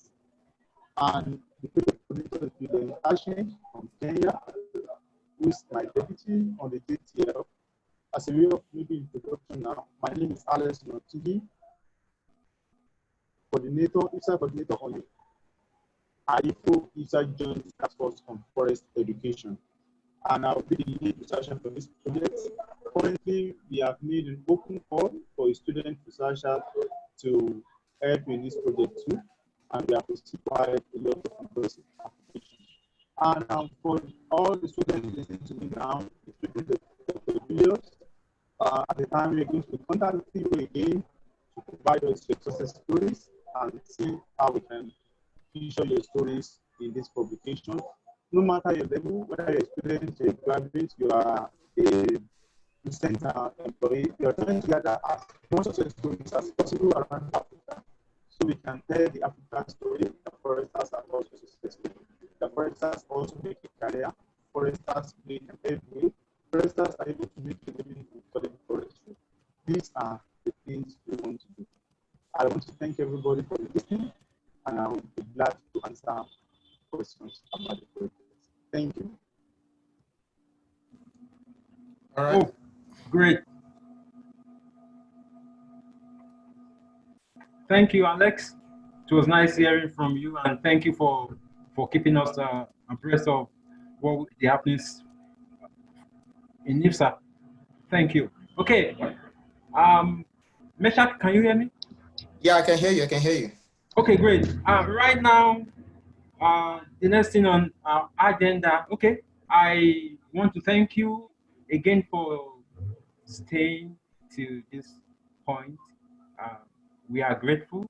And then I want to let you know again that we are currently live streaming on YouTube, and also we are on Facebook. So thank you once again for joining us. I want to inform you that we have 5 winners already of cash prize. We have the names written already, and we are looking for 5 more to go. That means you can still participate. Don't worry. We have a way of knowing your participation level. So thank you. Okay, right now I will be calling on Richard. Richard is a team member and is doing great. Richard, can we have you take the next session? And what this session is about is that we want to hear from our audience. We want to hear from them before we finally wrap up this program. To you, Richard. Hi, everyone. Can you hear me? Yeah, please go ahead. Okay. I want to sincerely appreciate you all for joining this meeting, and I'm very sure we have all learned one or two things from Dr. Julius' story and other story that has been shared by Alex Onatunji.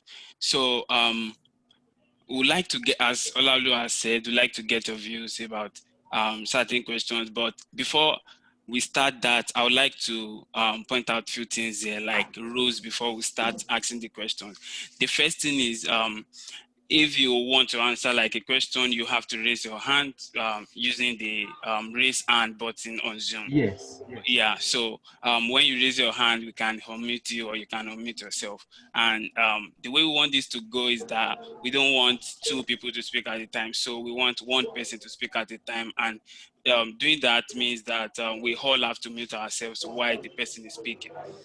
And the last thing here is before you speak, we'd like you to introduce yourself to.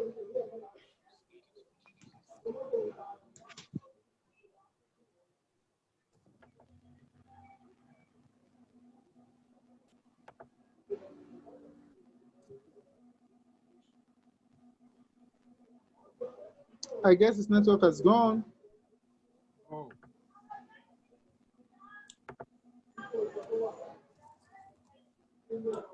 Hello, can you hear me now? Yeah, we Yes. Yeah. Oh, okay. Thank you. So that takes us to the questions. The first thing I have here is I would like to hear from the participants. Actually, I want to know what motivated you to join the meeting in the first place, and how you think you can impact others. Yeah, from everything you have learned today.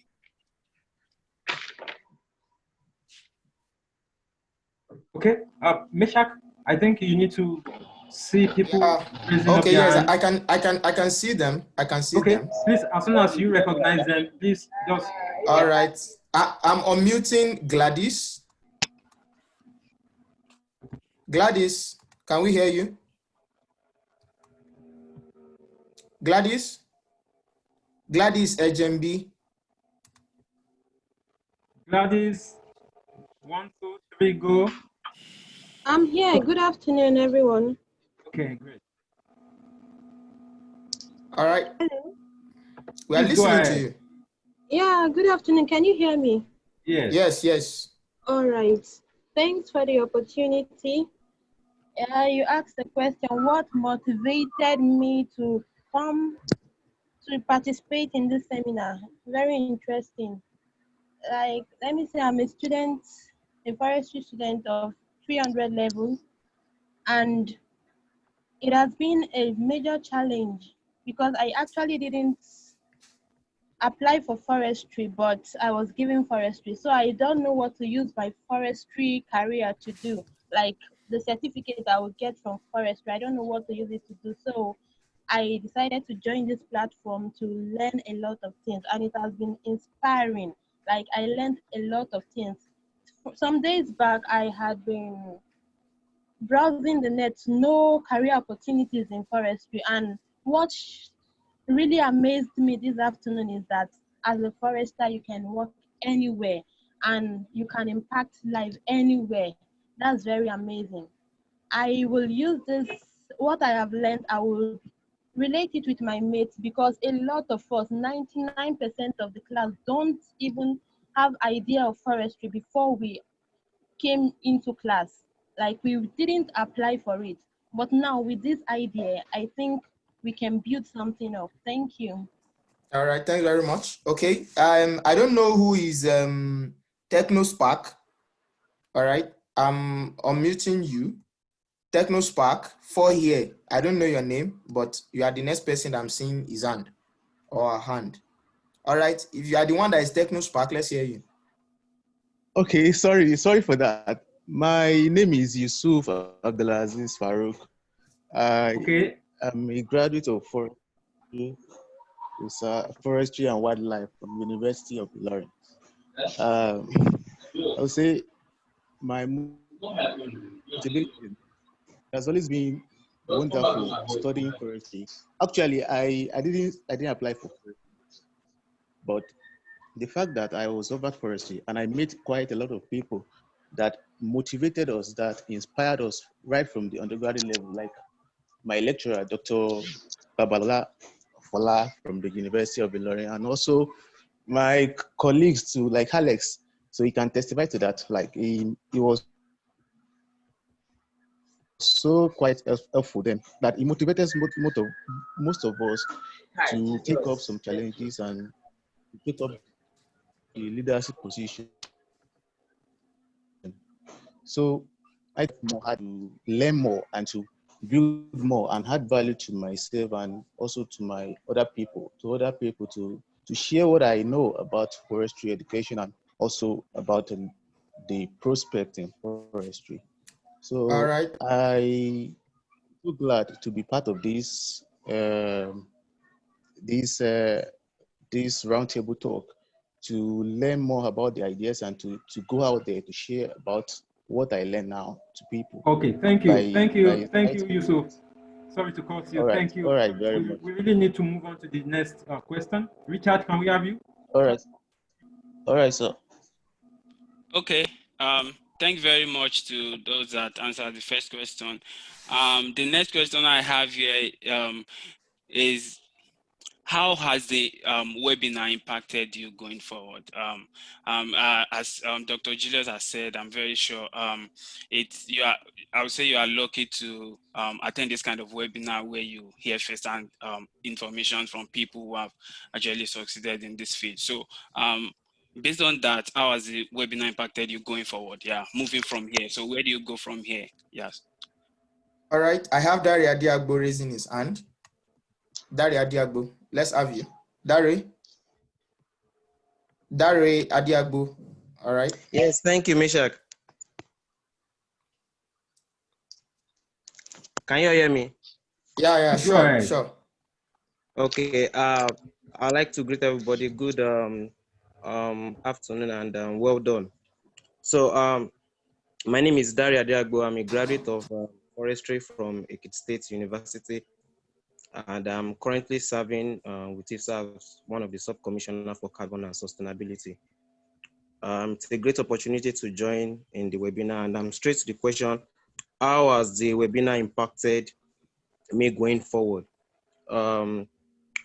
It's just about what I intend to gain from the webinar, and it's about capacity building for me.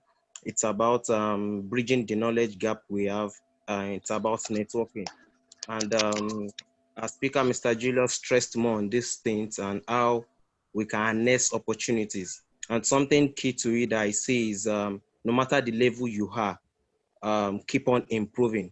Like there are challenges to every possibilities, because I have a specific area to my own area, if I could put it that way.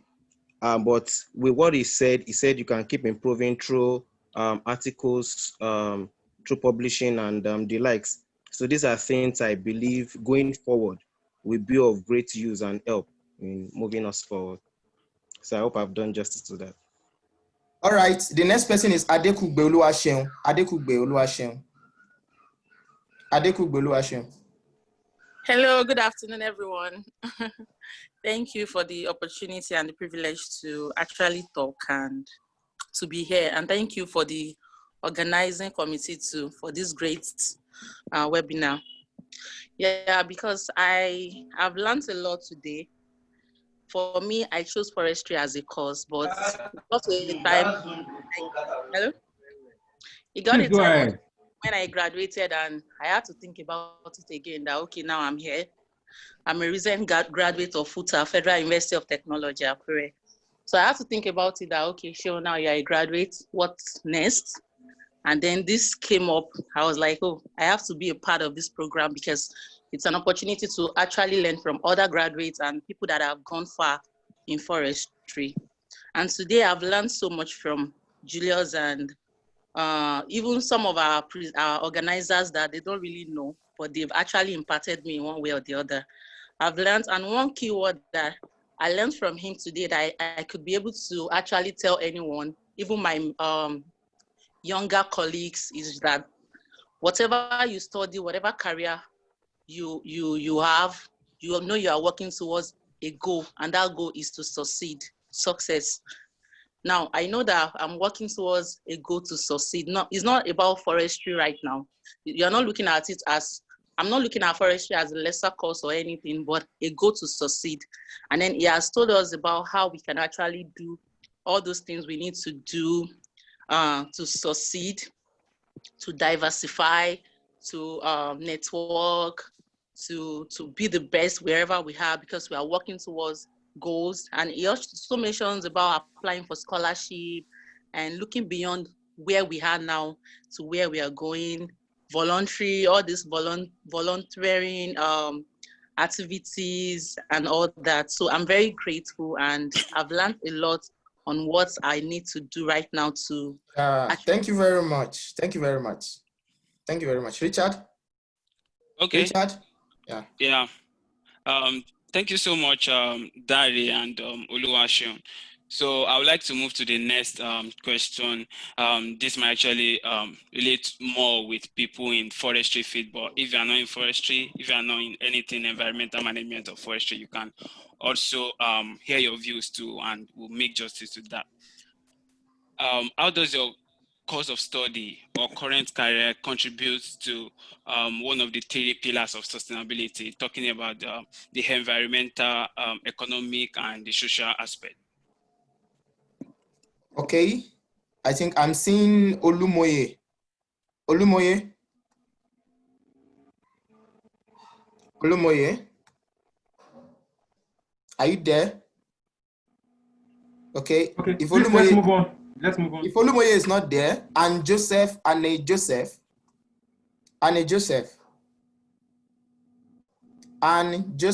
are you there? And Joseph? Yes, Hello, I'm here. Okay, please respond. All right.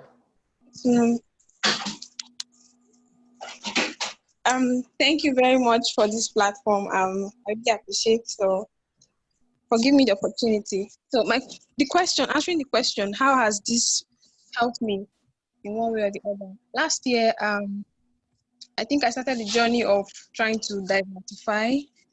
With the help of Dr. Macaulay, I've been able to try to see myself in all fields at the same time. So I started diversifying into environmental geosciences. So my first degree is in applied geology. I graduated last year, 2019. So recently I've been trying to impute myself in one way or the other in climate action.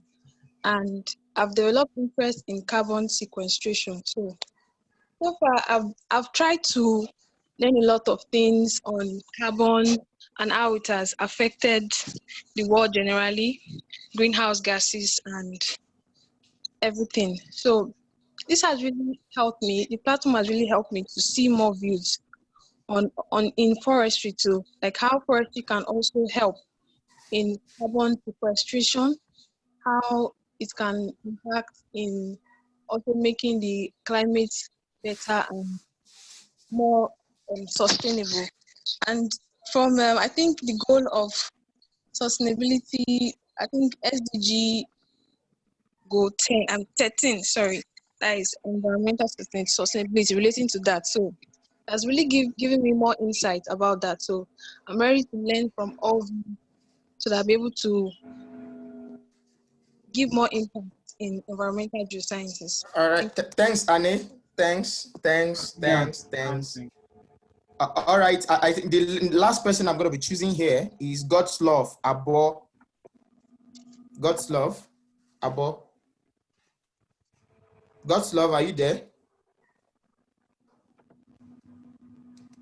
God's love. Good afternoon, all. Okay. Good afternoon. Please go ahead. Hello. Hello, God's Love. We are with you. The organizers. I want to say a big thank you to the organizers of this webinar and all who have presented this to us. You see, talking about the question, you see, my course forestry has really talking about the area of environment in that area. see, because most especially there is this piece I wrote yesterday, being a World Environmental Day, and it's it has a connection on forest to environment. So when talking on environment, definitely. All right, Goslov, please. I will have to mute you. I will have to mute you. All right, I will have to mute you. Thank you. Hello, Goslov. Thank you. I'll have to mute you because of our time. We need to move fast. Thank you. All right, Richard, please, the last phase of this. Richard. Okay. Thank you very much, Meshach. The last question I have here is, can anyone give a few points of personal development mentioned by Dr. Julius Adewopo? All right, anyone? Mukhtar Abdul Quadri. A few points. Please answer that question exactly. Don't worry about the greetings. That question exactly. Yeah. Okay, so moving to the question directly, I think the first thing is working hard. He said we should publish journals, read a lot, then also write a lot, articles, journals, and things like that. Do research a lot. Then the next one is diversify. As a forestry student, there are a lot of career paths you can take. So you have to diversify your paths. Then the next is volunteer. You have to, it's not just about making money, it's about making a difference. So you have to really key into how forestry can help you make a difference to the world and to the planet generally. So I think those were the ones. Thank you, Mukhtar. We appreciate. All right, I think the last person I'm going to pick here is Adaramoye. Hi, Adaramoye, are you there? Are you there? Adaramoye. Adaramoye. Yes, I'm with you. Good afternoon. Okay. All right. Yes, my name Straight is to the question. Okay, I'm Adaramoye Israel. To answer your question, Ayonle Olafemi, please permit me to go retrospective a bit to answer the question on Julius Adewopo. In retrospect, how he has really impacted, he has really spoken on capacity building. And I think it's very important. It's something that we are seeing the effect today. So what I've learned so far, although I joined you guys very late, is that we try to develop ourselves. Just do it with passion, and then excellence will follow you. Just do it like that. In retrospect, I remember that he came around to our class sometimes ago, 2016, and then he challenged us to tell us that it is not until you make a first class that you can make headway in forestry, that you should just develop yourself and then things will work out for you. And exactly that's what we have seen today in my life and then in other examples of people that I've seen. So that's just the little I'm going to say. Thank you very much. All right. The last person I'm going to be picking is Olumoye Aduragbemi. Olumoye Aduragbemi. Olumoye Aduragbemi. Good afternoon. Okay. Good afternoon. Straight to the question, please. Thank you. Okay, my name is Olumoye Aduragbemi, a student of Federal University of Technology at Akure, FUTA. So my question is, I want to ask, okay, now as a student now, maybe probably you have a project, like you have some project that you feel that, okay, it's something that is a major problem in your area, your vicinity. Let's say, for instance, you see needs where, okay, let me say deforestation, the problem which it causes within the environment, and you have what is it called? You have like a solution, or you know what you can actually do to solve the problem. So, and maybe you use that as your final year project. After you have done that, how can you make it known? Because for the fact remains that, okay, let's say okay, you use Lagos as a case study and you are here in Akure. So how can you publish that? How can you make it known that, okay, people in Lagos can get reference to it and maybe outside Lagos, because the problem is, let's say, a worldwide problem. So that's my question. All right. Olumoye Aduragbemi, please, you can message myself or Olaoluwa to answer that question after now. We are done with the question and answer period. This is just a response to the question asked by Richard. All right, please, we don't want to take time. That's why you can reach Olaoluwa or myself. We're going to explain that to you. At least we have papers in motion. All right. So thank you very much. So I think we are done with that phase. So we announce the winners. But before that, we'd like to present something to our speaker, the person of Dr. Julius. We have a small award for him, a digital award that we're going to be presenting to him. I don't think is online again, but we're going to present it no matter what. Okay, so I'm going to be sharing the award now, okay, for us to see. Okay, can we all see it? No. Can we see it? Yes. Yes. Can we see it? All right. Yes. This is the award we have for him. Yes, you can see it. So yes, you can see. Wow, so congratulations, sir. All right, so it will be shared. We are going to send this award to our emails. So everyone, it is mandatory that you post it on your Facebook account to celebrate him for an award of relevance. You so can tag him award, too. Yeah, you have to tag him too. Tag him, tag us. We don't have him. We don't have him on Facebook. It does not mean just search for Julius Adewopo. It will automatically see it. Do you understand? So we're going to share. We're going to share this award with everyone so that we can see in our emails. Please share it online. You will receive an email after now. Please share it online. So thank you very much. I'll leave the announcement to Adetula Olaoluwa to handle. All right, you can take over. Laoluwa. Okay, thank you. Misha, please, I want you to mute yourselves so that we can get along and so that we can hear you properly. Please, can you mute yourselves? Can you mute yourselves, please? Misha, right, can you hear me? Right on. Great. And before we make our announcement, we would love to appreciate everyone who has been online. We want to say we are grateful. Thank you for joining us. The first edition was great. This edition too is superb. I must appreciate our guest, Dr. Julius Adewopo, for answering some of the important questions. Okay, I also want to appreciate our team members who they've been working hard for the past close to over a month now to get this done. And thank you for the. I won't want to mention the person's name now. The person who is giving out the cash prize now. You know, we have a sum of 100,000 naira, and then today we'll be giving out 50,000 naira to 10 participants. And then I know you have received the essay instructions. Please send in your essay in a PDF file. I know you have the instructions. Send in your essay latest this coming Friday. So once again, thank you so much. I really appreciate you. And please, when we mention your name, and then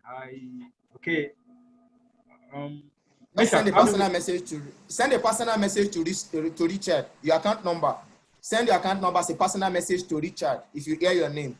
Please, if you hear your name, please, you need to stay online.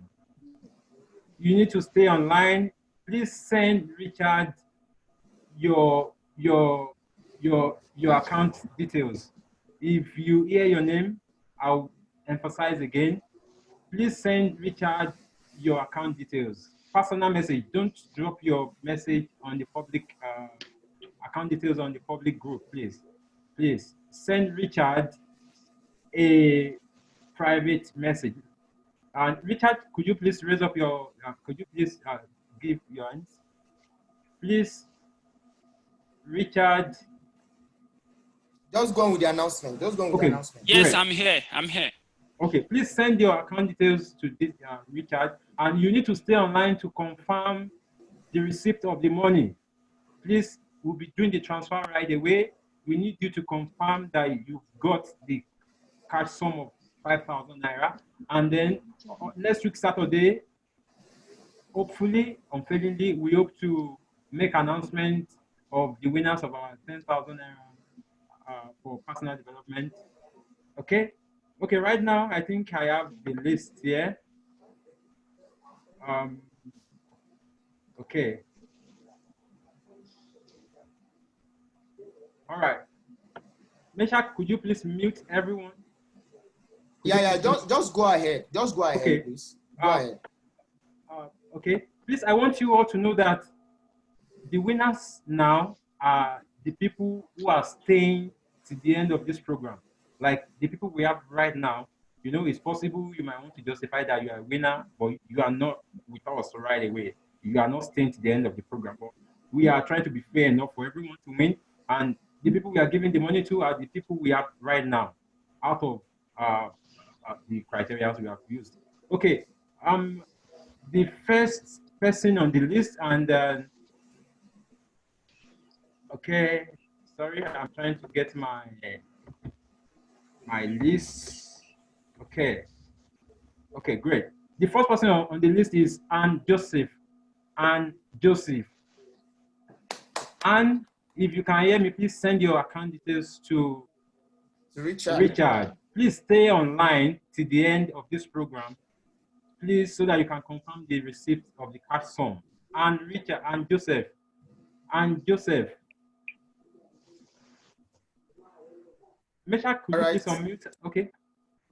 Just go ahead. Just go ahead. Okay. Just go ahead. And the second person is Temiloluwa Adebusui, based on activeness.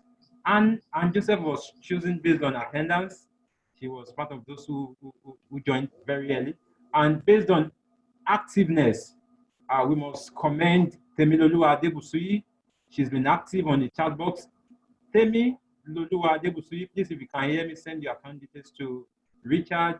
And also, we have number 3, we have Aminat Adeshina. Aminat Adeshina. Aminat Adeshina. Please send your account details to Richard right away. Number 4, we have Oloche Igoji. Oloche Igoji. Sorry. Oloche is no more online, so that means he's no more qualified. Okay, Oloche is no more online. Okay. I think our team members, please get me another name to replace Oloche. Is no more online. Then the next person, number 4, is okay. The next person is Francis Damian. Francis Damian. Please check if he's online. He's online. He's online. He's online. Okay. He's online. Okay, great. Francis Damian, please send your account details to Richard. Please, let's do it right away. Let's do it right away. Okay. And then the next person, we have Gladys Ejembi. Ejembi. Gladys Ejembi. Gladys Ejembi. She's online. She's online. Please send your account details to Richard right away. Please, if I've asked you to send your account details, please, you need to stay online to let us know if you have received the money. Gladys Ejembi, please send your account details in a private message to Richard. And the next person is Adekugbe Oluwaseun. Adekugbe Oluwaseun. Meshach, please check it. Yeah, she's online. She's online. Okay, great. Please send your account details to Richard right away. Then the next person is Mukhtar Abdul Qadri. Mukhtar Abdul Qadri. Mukhtar. Online. He's online. He's online. He's online. Okay, Mukhtar, please send your account details. Okay, the next person we have Dare Adeagbo. Dare Adeagbo. Please, if you are, please check if it's online. Dare yes, Adeagbo. Dare Adeagbo. Yeah, Dare Adeagbo is online. Okay, please send your account details to Richard. And then, okay, we still have 2 more. We have Israel Adaramoye. Please, if you are online, please send it. Yeah, Israel Adaramoye is online. Okay, please send your account details to Richard. Please, we want you to know that we are not giving audio money. Yeah, okay, thank you. And to the last person, is Oloche Goji, is he online? Please check again. Oloche is not online. Okay, please, we need a replacement now. Oguntime Jumoke, please, you need to respond to my private message now. Please, let us have the last person, Oguntime Jumoke. Please let us have the last person.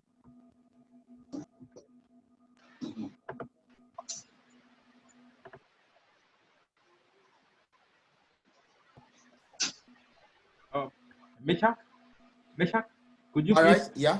check? Could you please check? Could you please check the group for the last Okay, person?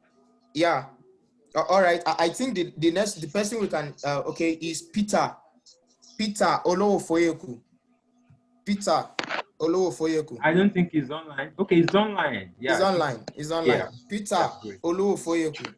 I think he was replaced earlier. He was the first person to enter this group, but thank God he's back online now. We could have given his slot to another person. Peter, please, please send your account details to Richard right now. Please, if we have mentioned your name, please, you need to stay online. Please stay online. Please stay online. We need you to confirm the receipt of the payment. Please, if you have got the cash transfer of 5,000 naira, please just unmute yourself and tell us received.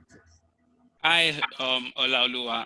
I just sent sum of 5,000 naira to Joseph, also Temiloluwa, and Aminat.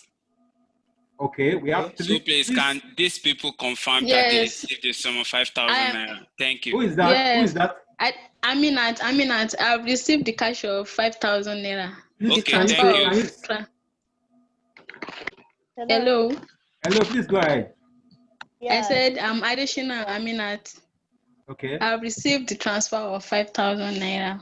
Thanks very much for. Okay, thank you, Aminat. All right, thank you, thank you, Aminat. thank you, Thank you. thank you. The next person, please. Temiloluwa. Hello? Yeah, please. Yeah, we're with you. We're with you. Oh, all right. I just received the cash transfer. Thank you very much. All Okay, right, thank you. Did you guys hear me? I said Aunt Joseph. And then my network went off. Okay, Aunt yes, I Joseph, said all right. yes. Thank you very much. I've seen the cash of 5,000. All right, thank you, Right, thank you. All right, Richard, we're waiting for please, others. the next person. Richard. The next person is Francis. Francis, can you confirm the sum of 5,000 naira, please?